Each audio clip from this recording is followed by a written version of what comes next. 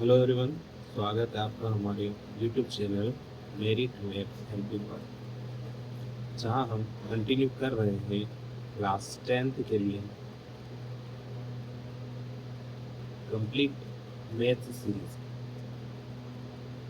और इस सीरीज का ये है सेकंड लेक्चर, जिसमें हम करने वाले हैं क्लास 10th मैथ्स का चैप्टर 1,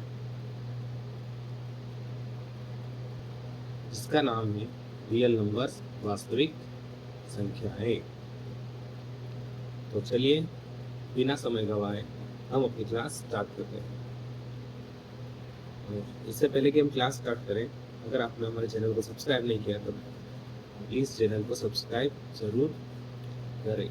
और अगर ये वीडियो आपको पसंद आए तो वीडियो को लाइक भी जरूर करें और अपने फ्रेंड्स को शेयर भी जरूर कर दें, ताकि वो भी साथ में जुड़ सके और आप मिलकर तैयारी कर सकें। चलिए शुरू करते हैं।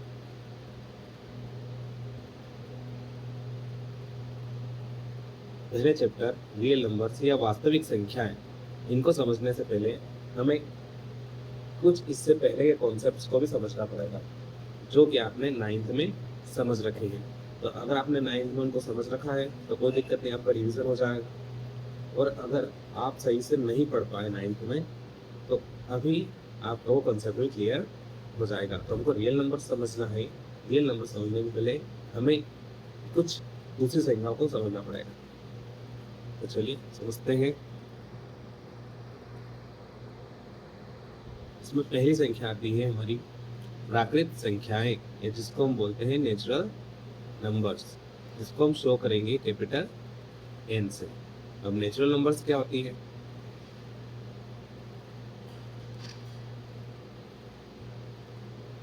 प्राकृत संख्या उन संख्या को बोली जाती है। प्राकृत संख्याएं वे संख्या होती हैं जिनका उपयोग हम चीजों को गिनने में करते हैं, जैसे 1 2 3 4 5 6।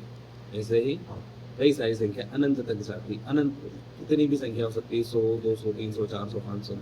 इन सारी संख्या का उपयोग हम किन्हीं भी चीजों को गिनने के लिए करते हैं।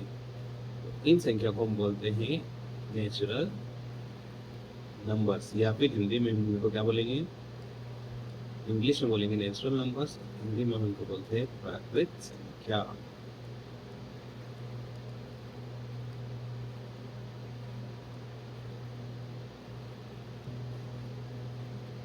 डेफिनेशन देखते हैं इसकी। प्राकृतिक संख्या वे संख्या है जो गिनती के काम आती है और एक से शुरू होती है। ये शुरू कहाँ से होती है? एक से शुरू होती है और आगे अनंत तक जाएगी। तो ये सारी संख्याएं कौन सी संख्या कहलाती हैं? ये कहलाती है प्राकृतिक संख्या है, या फिर नेचुरल नंबर्स। दूसरे नंबर पे क्या है? दूसरे नंबर पे पूर्ण संख्या है। अब पूर्ण संख्या क्या होती है? पूर्ण संख्या वे सारी संख्या होती हैं जो कि प्राकृत संख्या तो होती ही है। अगर हम क्या करें, सारी प्राकृत संख्याओं के पहले एक जीरो भी ले लें,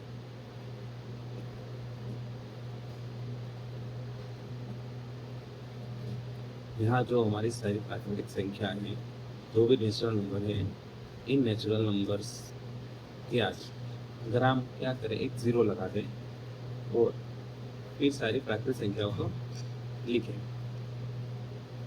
0 1 2 3 4 5 6 और ऐसे ही अनंत तक। इन सारी संख्याओं को पहले अगर हम एक संख्या जीरो ले लें, तो ये जो संख्या होगी, ये संख्या कहलाएगी पूर्ण संख्या। ठीक है, इनको हम क्या बोलेंगे? पूर्ण संख्या बोलेंगे। और पूर्ण संख्या कहाँ से स्टार्ट होती है? वो होती है जीरो से स्टार्ट। ठीक है, प्राकृतिक संख्या कहाँ से स्टार्ट होगी? प्राकृतिक संख्या स्टार्ट होगी एक से। और पूर्ण संख्या कहाँ से स्टार्ट होंगी? ये स्टार्ट होगी जीरो से। जैसे हम बोलते हैं पूर्ण संख्या, ये सारी संख्याएं क्या है? पूर्ण संख्या है। एक भी पूर्ण संख्या है, 5 पूर्ण संख्या है, 6 पूर्ण संख्या है। ये जो भी सारी संख्या है, इन संख्याओं को हम बोलते हैं पूर्ण संख्याएं। तीसरी संख्या हमारी है पूर्णांक। पूर्णांक हम किसको बोलते हैं? पूर्णांक हम बोलते हैं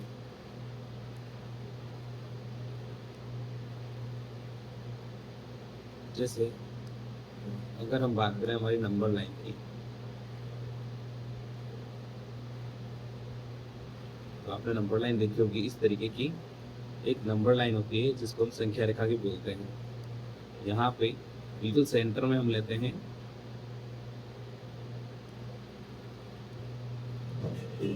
यहाँ पर सेंटर में हम लेते हैं 0।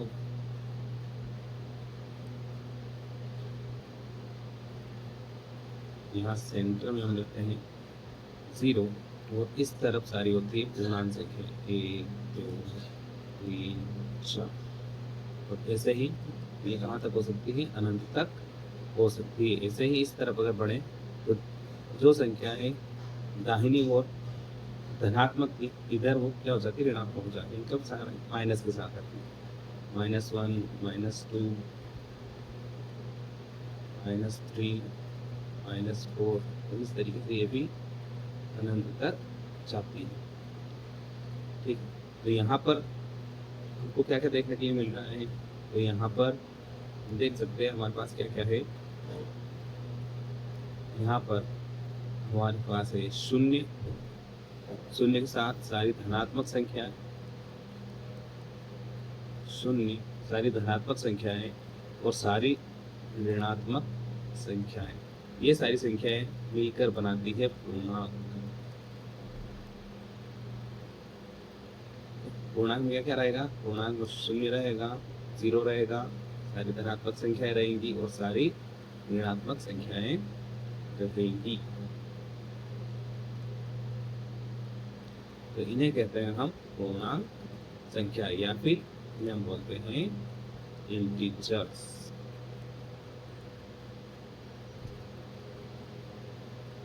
अगली संख्या होती है परिमेय संख्याएं।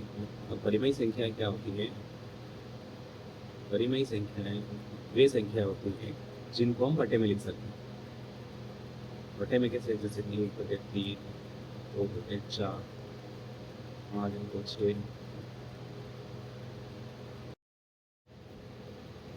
ये सारी कैसी संख्या होंगी, ये सारी संख्याएं होंगी परिमेय संख्याएं।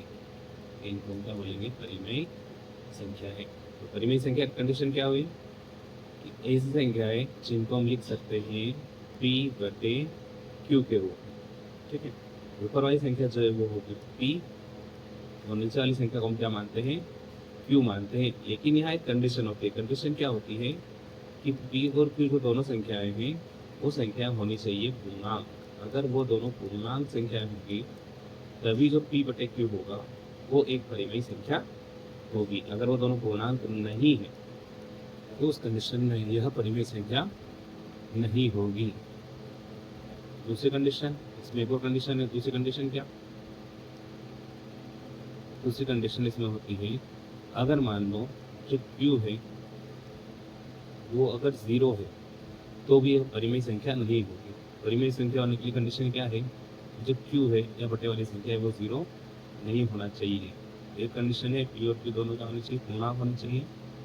और दूसरी कंडीशन है कि जो Q है यानी कि बटे वाली संख्या है वो 0 नहीं होनी चाहिए। इस कंडीशन में यह संख्या परिमेय संख्या होगी।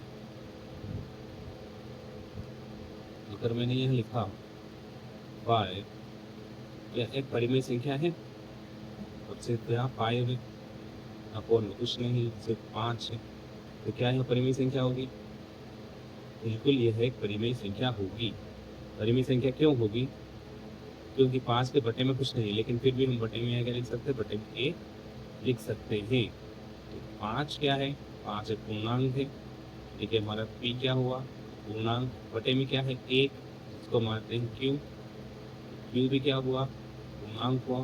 तो P और Q क्योंकि दोनों ही क्या है, पूर्णांक है, इसलिए 5/1 या तो बोलो 5 भी क्या होगा, परिमेय संख्या होगी। ये भी क्या कहलाएगी, यह भी एक परिमेय संख्या या रेशनल नंबर कहलाएगी।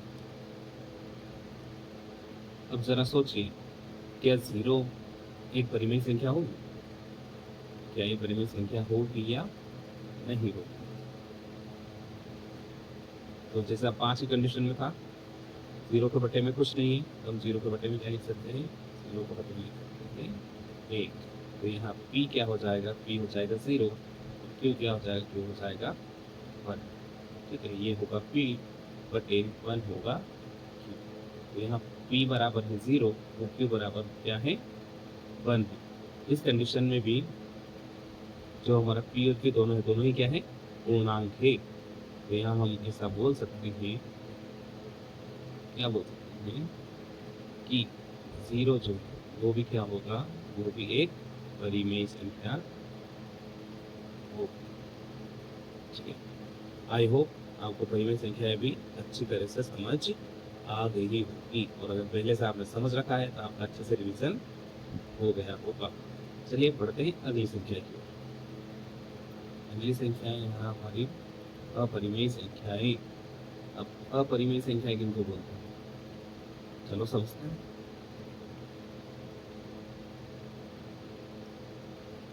अपरिमेय संख्याएं वे सारी संख्या होती हैं जिनको हम p बटे q के रूप में नहीं लिख सकते। ये क्या होती है, परिमेय संख्याओं की बिल्कुल उल्टी होती है। इसका मतलब क्या है कि जैसे हम बोलते हैं कि परिमेय संख्या कब होगी, परिमेय संख्या होगी अगर उसको हम p बटे q के रूप में लिख सकते हैं। अगर उसको लिख सकते हैं तो वो होगी परिमेय संख्या, और अगर नहीं लिख सकते हैं तो वो होगी अपरिमेय संख्या। ठीक है, एक और क्या कंडीशन देखी थी हमने परिमेय में, कंडीशन ये थी कि q जो थे वो 0 के बराबर नहीं होना चाहिए।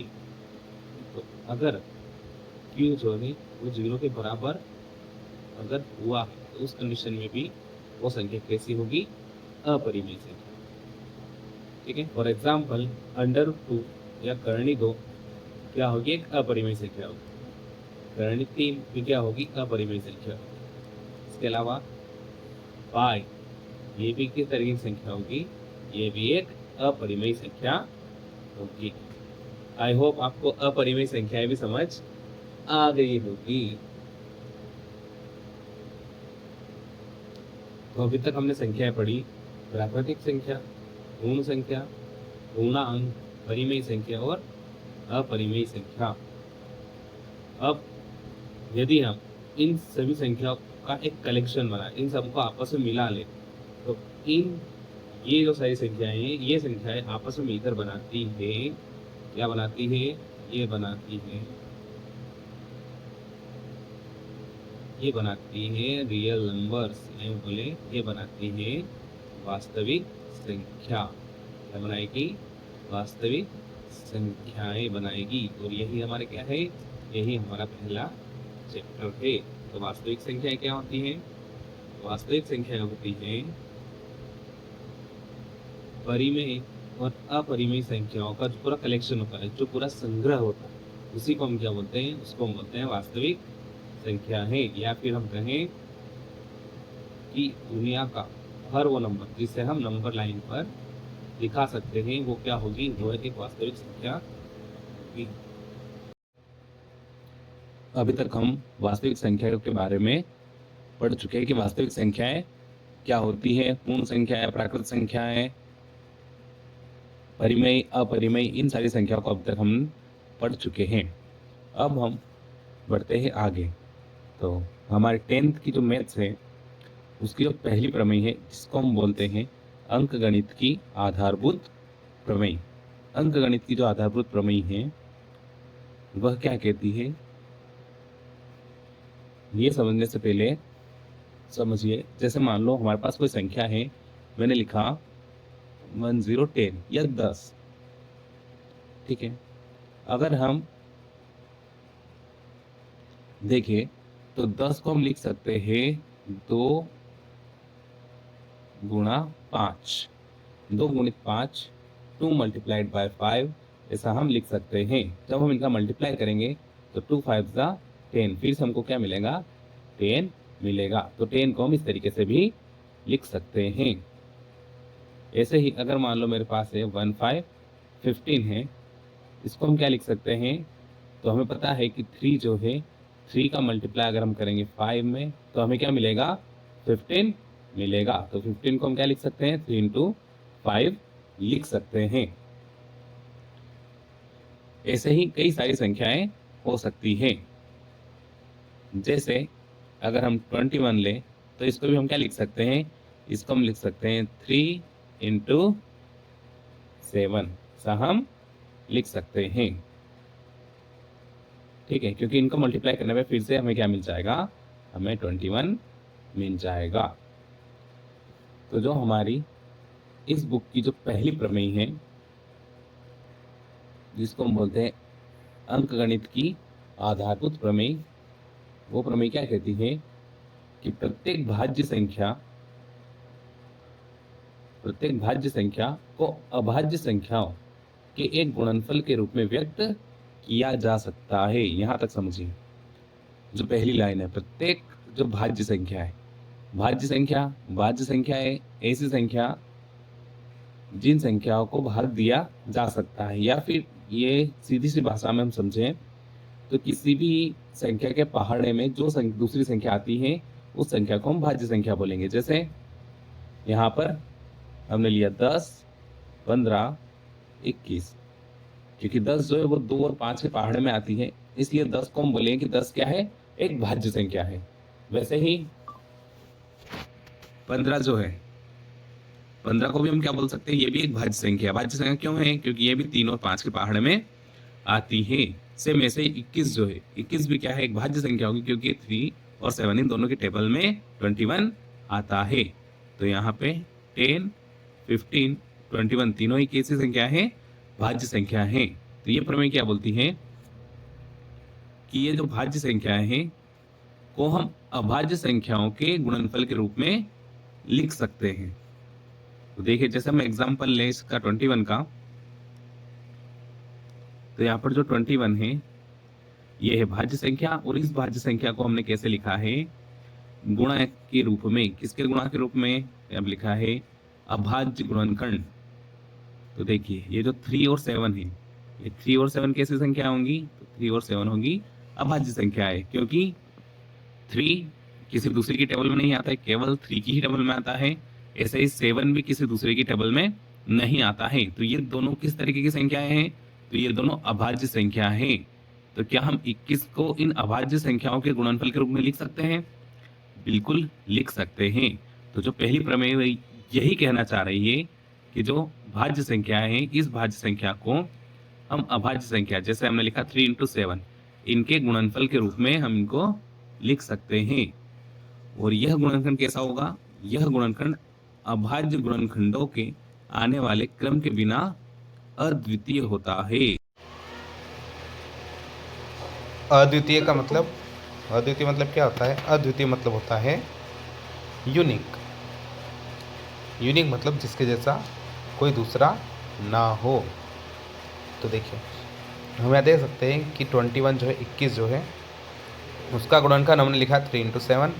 अब 3 इंटू 7 क्या मुझे बताया किसी दूसरी संख्या का हो सकता है कि 3 और 7 का अगर हम इंटू करें तो क्या 21 के अलावा कोई दूसरा नंबर आ सकता है, क्योंकि 21 के अलावा कोई दूसरा नंबर नहीं आ सकता है। इसलिए हम बोल सकते हैं कि 3 इंटू 7 ये जो गुणनखंड है ये 21 का ही है, एक यूनिक है, इसके अलावा दूसरा गुणनखंड नहीं हो सकता है।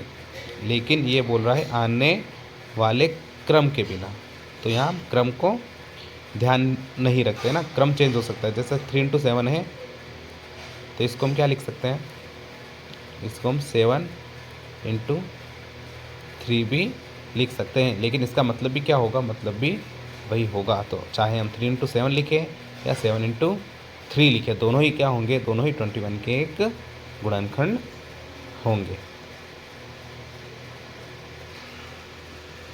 आई होप आपको समझ आ गया होगा कि किसी भी संख्या को हम क्या लिख सकते हैं, किसी भी भाज्य संख्या को हम अभाज्य संख्या के गुणनखंड के रूप में लिख सकते हैं। जैसे हमने 10 को लिखा 2 इंटू 5, ऐसे ही हम 21 को लिख सकते हैं 3 इंटू 7। 21 एक भाज्य संख्या और 3 और 7 अभाज्य संख्या। अच्छा बताइए, क्या हम 7 को लिख सकते हैं, no no no no, confuse हो गए बच्चे। अब यहाँ हमने जो अभाज्य संख्याओं के गुणनफल के रूप में इस 10 को लिखा है, इस गुणनफल को हम बोलते हैं अभाज्य गुणनखंड, इसको हम क्या बोलेंगे, अभाज्य गुणनखंड। तो 2 × 5 जो है ये क्या है, ये 10 का होगा एक अभाज्य गुणनखंड।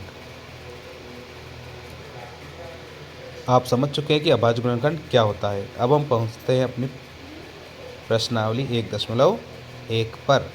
पहले प्रश्नावली का पहला ही जो क्वेश्चन है वो क्या है, निम्नलिखित संख्याओं को अभाज्य गुणनखंड के गुणनफल के रूप में व्यक्त कीजिए। तो अभी हमने क्या किया था, जैसे हमने 10 को लिखा था 2 × 5। ये 2 × 5 क्या है, ये है उसका अभाज्य गुणनखंड। तो अभाज्य गुणनखंड के रूप में हमने लिखा था 10 को। तो सेम वैसे ही यहाँ हमें ये जो नंबर दिए हुए हैं 140, 156 और ये बाकी सारे जो नंबर दे रखे हैं, इन सारे नंबर को भी इसी प्रकार अभाज्य संख्याओं के गुणनफल के रूप में व्यक्त करेंगे। इस प्रश्नावली के पहले सवाल की बात करें जो कि 140। हमें क्या करना है, हमें निकालना है इसके अभाज्य गुणनखंड। तो अभाज्य गुणनखंड कैसे निकालते हैं, तो अभाज्य गुणनखंड निकालने की गुणनखंड विधि हम यहाँ समझने वाले हैं। तो बिल्कुल ध्यान से समझिएगा कि गुणनखंड विधि होती क्या है। उसके लिए हमें क्या करना है, हमें एक सीधी लाइन ड्रॉ करना है और एक ये वाली लाइन ड्रॉ करना है और यहाँ पर नंबर को लिखना है। क्या संख्या हमारी 140, 140। इसके हम अभाज्य गुणनखंड निकालेंगे। तो सबसे पहले हम क्या करेंगे,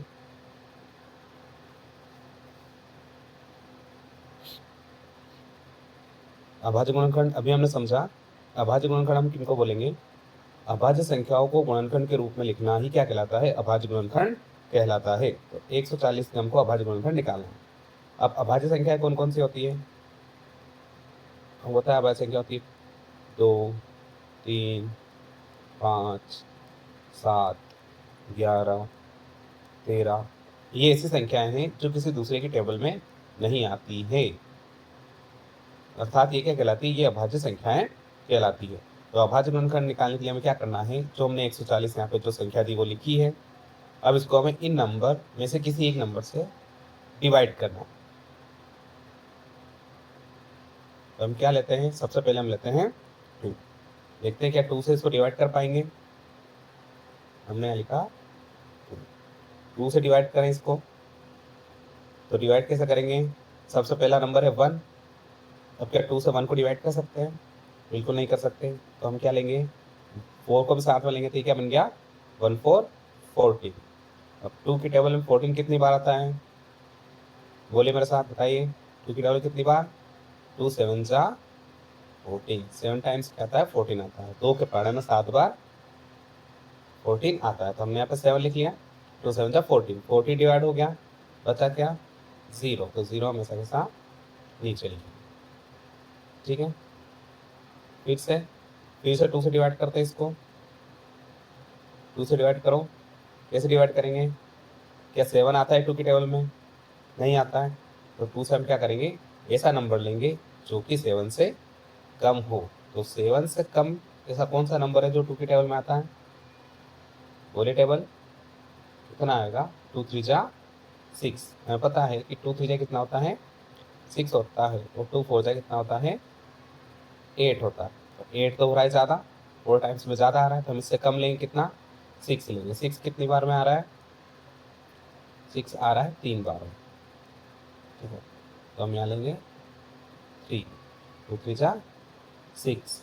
अब 7 में से 6 को माइनस किया, तो कितना बचा 1 बचा, 1 को हम आगे बढ़ाएंगे, फिर 1 0 कितना हो गया 1 0 8। अब 10 2 की टेबल कितनी बार आता है, तो 10 आता है 2 की टेबल 5 बार। ये क्या बन जाएंगे 2 5 जा 10।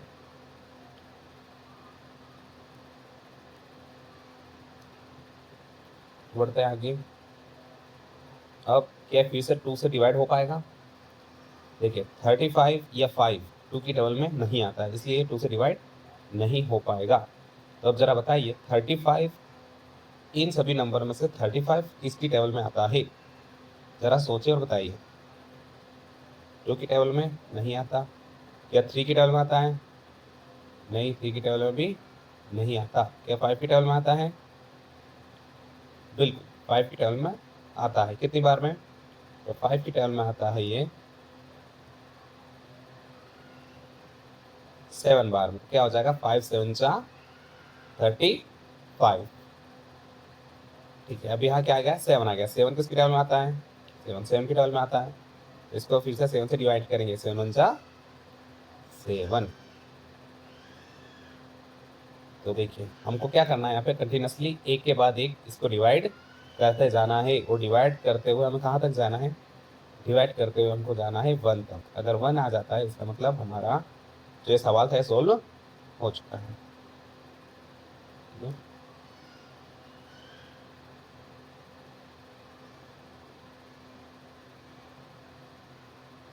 तो आप देख सकते हैं यहाँ हमने इसके अभाज्य गुणनखंड निकाल लिए हैं। तो इसके अभाज्य गुणनखंड हमको क्या क्या मिले हैं? एक बार इसको साइड में लिख लेते हैं। क्या क्या मिले हमको? इसके अभाज्य गुणनखंड हमको मिले हैं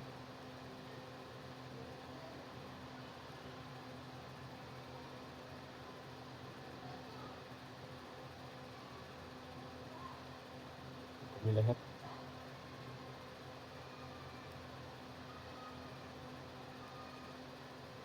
अभाज्य गुणनखंड हमको मिले हैं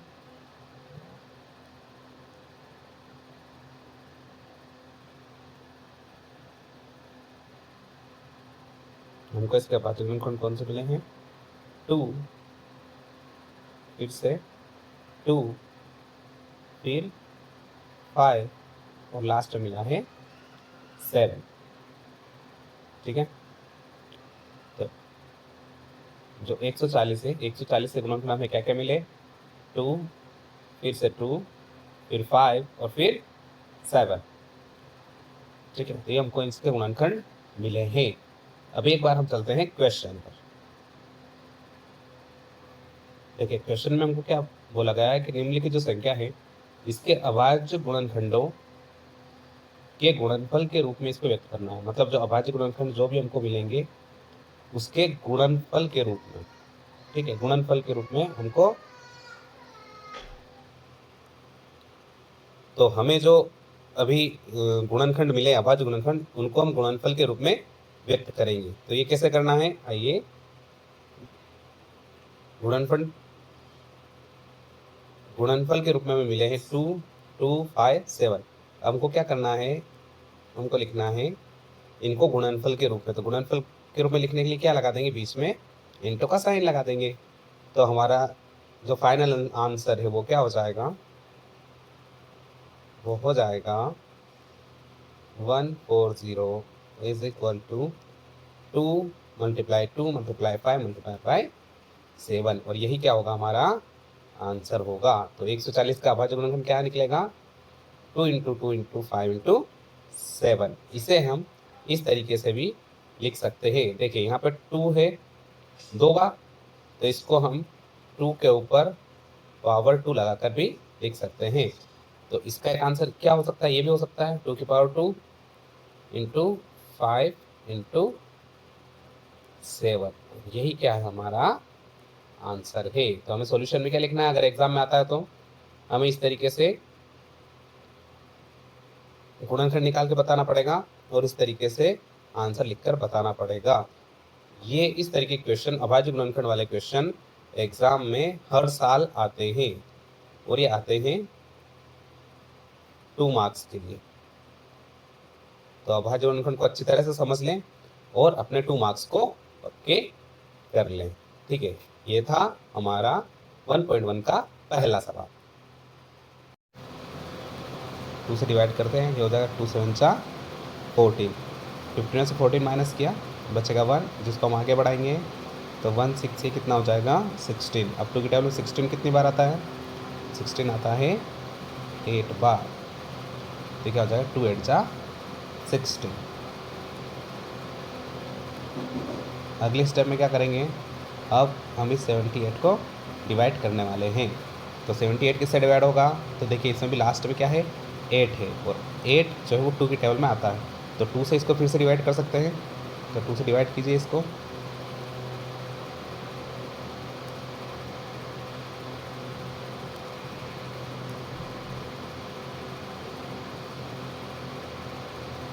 टू से डिवाइड करेंगे तो 2 की टेबल में 7 आता नहीं, 7 से कम कितना आता है, तो 7 से कम आता है 3 बार में 2 3 जा 6, ठीक है।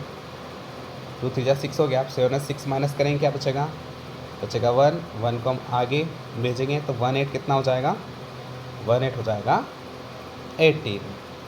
अब 18 2 की टेबल में कितनी बार आता है, तो 18 आता है 2 की टेबल में 9 बार, तो ये क्या हो जाएगा 2 9 जा 18। यहाँ तक सभी को क्लियर है, और यहाँ तक क्लियर है तो हम आगे बढ़ते हैं। अब देखें यहाँ है 3 9 39।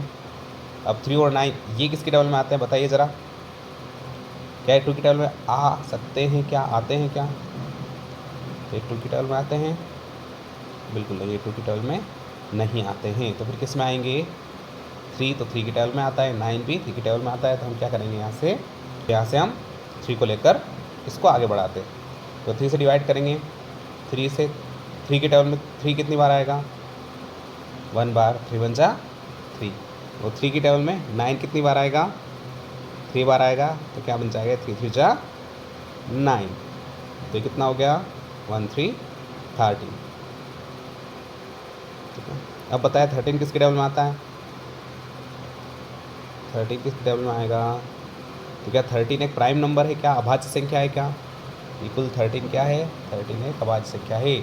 हमारी अभाज्य संख्या की टीम में 13 भी एक है, ठीक है। तो हम डायरेक्ट यहाँ क्या लिख सकते हैं, क्या हम डायरेक्ट 13 लिख सकते हैं, बिल्कुल लिख सकते हैं, क्योंकि 13 एक अभाज्य संख्या है, इसलिए हम इसको यहाँ लिख सकते हैं। तो 13 की टेबल में 13 कितनी बार, 1 बार, ठीक है। तो क्या ये सोल्व हो चुका है क्या, बिल्कुल जैसे मैंने पहले बताया था कि इसको हम सोल्व करेंगे, अगर लास्ट में 1 आ जाता है तो इसका मतलब हमारा जो सवाल है वो सोल्व हो चुका है, ठीक है। तो बताइए अब आगे क्या करेंगे, अब आगे हमें क्या करना है, जो हमारे नंबर है इन सबको हमें कैसे लिखना है, अभाज्य संख्याओं के गुणनफल के रूप में। तो सारी अभाज्य संख्याओं को एक बार लिख लेते हैं यहाँ पे। तो क्या क्या संख्या मिली अपने को मिली है 2 इंटू फिर 2 इंटू 3, फिर क्या मिला है 330, ठीक है। क्वेश्चन क्या था हमारा, क्वेश्चन था 156, तो इस पूरे को हम 156 के इक्वल लिख सकते हैं। 156 इक्वल में कितना आ जाएगा, इक्वल में आ जाएगा हमारा ये अभाज्य गुणन खंड, ठीक है। और यही क्या है हमारा, यही है हमारा आंसर। आई होप यहाँ तक आपको ये सवाल समझ आ गया होगा। तो अभी हम 2 सवाल कर चुके हैं, और दोनों ही सवाल में हमने क्या देखा कि अभाज्य गुणनखंड निकाले और उनके गुणनफल के रूप में उनको जमा दिया, ठीक है। तो हम 2 क्वेश्चन सोल्व कर चुके हैं। हाँ, हम 1.1 के पहले सवाल के 2 सवाल देख चुके हैं। आज की क्लास के लिए इतना ही, अब मिलते हैं अगली क्लास में। तब तक आप कीजिए होमवर्क, जो कि है 2 जून 26 के लिए। होमवर्क में आपको मैं 3 क्वेश्चन दे रहा हूँ। पहला है 8, दूसरा है 9, तीसरा है 25, और 4th क्वेश्चन है, इसमें लिखे आप 196, और 5th क्वेश्चन है आपका 225। ये 5 क्वेश्चन आपको होमवर्क में सोल्व करने हैं। इनके आपको अभाज्य गुणनखंड निकालने हैं, और अभाज्य गुणनखंड निकालने के बाद कमेंट बॉक्स में इसको सेंड करना है। मिलते हैं हमारी नेक्स्ट वीडियो में, तब तक के लिए गॉड ब्लेस यू ऑल। इस चैनल को सब्सक्राइब, वीडियो को लाइक और शेयर जरूर करें।